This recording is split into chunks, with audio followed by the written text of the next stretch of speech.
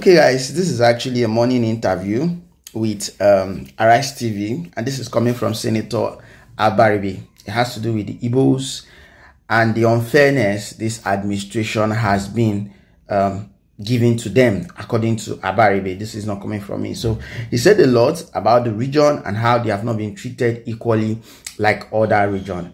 And you all know that this is one of the senators in this country that, especially the Southeast, that a lot of people love and respect so much due to his outspokenness and the truth. He doesn't see the truth and hide it. So let's just listen. Let's just listen to what he said. Then you can drop your thoughts and your comments. Coming in. Thank you. So always a pleasure to be here. Well, it is a pleasure to have you here. Thank you. What's your assessment of this newly minted cabinet from the point of view of your constituents and your party? Well, let me just put it this way. My constituents, as far as they are concerned, nothing has changed. Secondly, if you go out on the street, because this time I'm going to say that my constituents are all the oppressed and all the people, they don't call it renewed hope. They call it renewed shege. They're in trouble. And we see it and we really don't know where we're going with it. I represent Abia South, part of the Southeast. And so the Southeast, we're looking at the changes. So what are the changes for the Southeast? You remove one minister for the Southeast, you replace with another minister. So what do we have? This President of the Federal Republic of Nigeria breaching the Constitution and going on as if it does not matter that he's breaching the Constitution. And when the reflection of the federal sort of spread. Precisely. Right. Precisely. Section 14.3 and 14.4 of the Constitution is very clear. It's also a mandatory provision of the federal government. And so the president has breached it for the past 18 months plus and does not seem to want to, because we thought that with these changes, maybe there will be some adjustments that will also put some balm on what is going on in the minds of people from the Southeast. And sometimes when I discuss with my friends in the administration, the first thing they ask me, you Igbos, what do you want? I want to tell everyone, what do the Igbos want? Fairness and equity, which is in the Constitution. That's all that we want. Treat us as you're treating everybody else. The Igbo ethos is Ebwebere, Ugobere. Let the hawk and the eagle perch. Let no one oppress the other. Every Igbo person is imbued inside us. So anytime that an Igbo person sees that you're not treating him fairly, they come out. And so, for the Southeast, as far as they are concerned, okay, you can change, but like the French say, plus ça change, plus ça met chose. The more things change, the more they remain the same. Right. So basically, your assessment is that the Southeast has been shortchanged in this latest from beginning. Right. From beginning. Okay. What does this Constitution say? The Constitution says that you have to have one minister per state.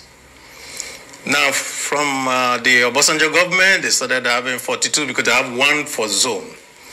But even President Buhari that did not, as far as we know, have any empathy for the Southeast, still gave one more minister to the Southeast. And so, but what do we have today?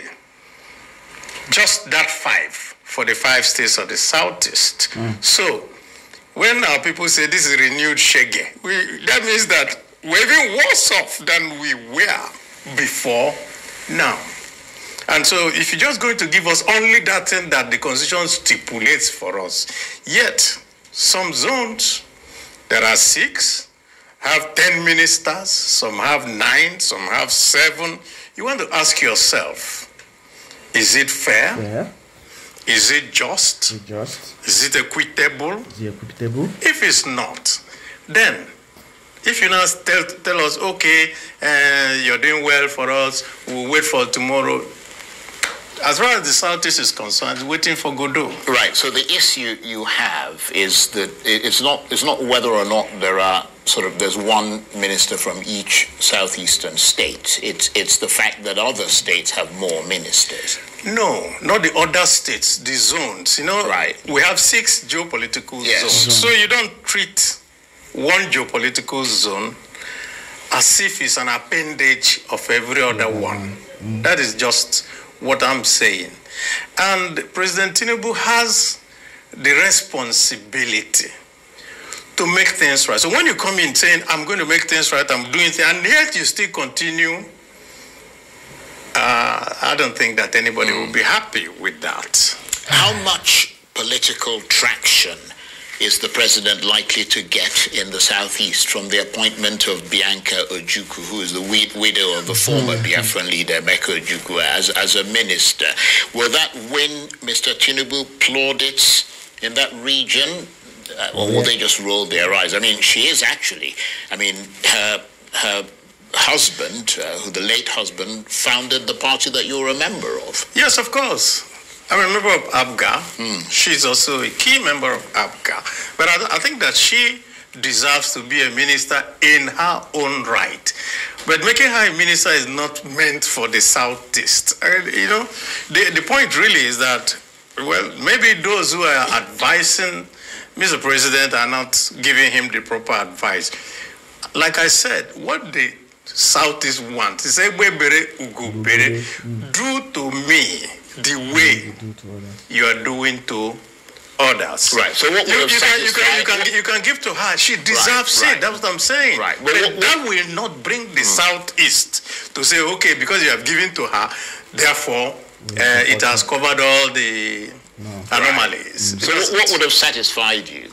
What would have satisfied us is, okay, fine. You have 50 ministries. You're sharing it by 6. What does that give everybody? At least each zone will get 8. At least. But then some are more, some are less, or at least each zone will get 7. Just like that. That would have now told everybody that you're even-handed.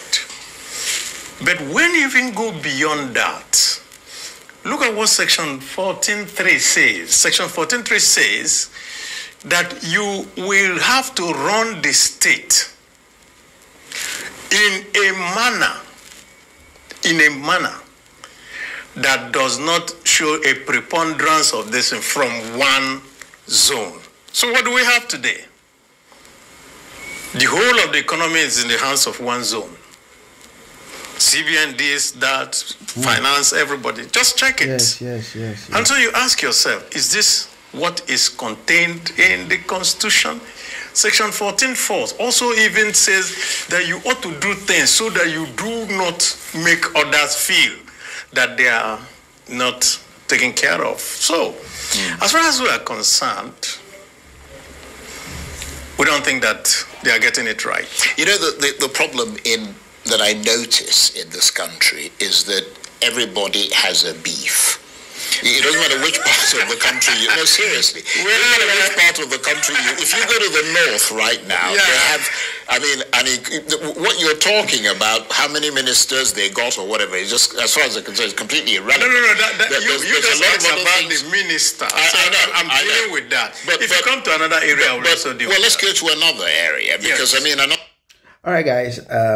I think I'll end that here. If you want the full video, you can see it on Arise TV official page. It's available there. You can go watch it, check it out. And I just want to hear your thoughts, because for me, I think Abaribe has said everything that needs to be said. You know, Buhari did his part and Tinubu is doing his own part now, and he's showing us, like he said, the renewed shigi. That is what most states in the southeast are actually seeing at the moment. So your thoughts is very, very welcome in the comment section. Thank you for watching. I'll see you guys in the next video.